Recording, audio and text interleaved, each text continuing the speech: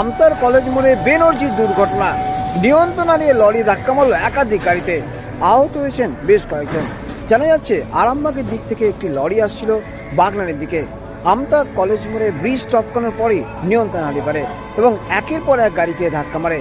এই ঘটনার পরই স্থানীয় লোকজন ছুটে আসে, গাড়িগুলো দীর্ঘক্ষণ আটকে রয়েছে এবং আমতা শেয়াগুড়ি সড়কে তীব্র যানজট এই মুহূর্তে।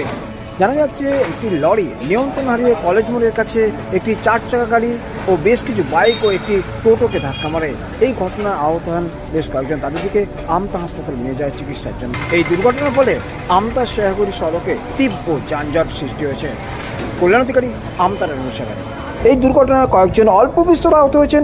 গাড়িগুলোকে আটকে কিছুক্ষণ বিক্ষোভ দেখান স্থানীয় বাসিন্দারা। স্থানীয় সূত্রে জানা গেছে আরামবাগের দিক থেকে একটি মাল ভর্তি লরি আসছিল বাগনান হয়ে 16 নম্বর জাতীয় সড়কে ওঠার কথা।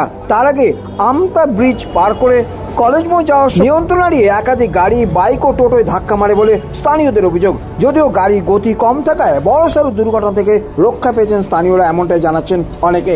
এই ঘটনায় আহতদের আমতা হাসপাতালে নিয়ে যাওয়া হয়েছে। ঘটনাস্থলে পৌঁছেছে আমতা থানার পুলিশ, যদিও আধ ঘন্টা পরেও গাড়িগুলোকে সরানো যায়নি এমনটাই জানা যাচ্ছে। এর কারণে তীব্র যানজট আমতা 1 ও আমতা 2 ব্লকে।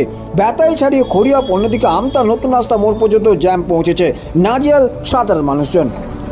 কল্যাণ অধিকারী ও ব্যুরো রিপোর্ট, আমতা 24/7।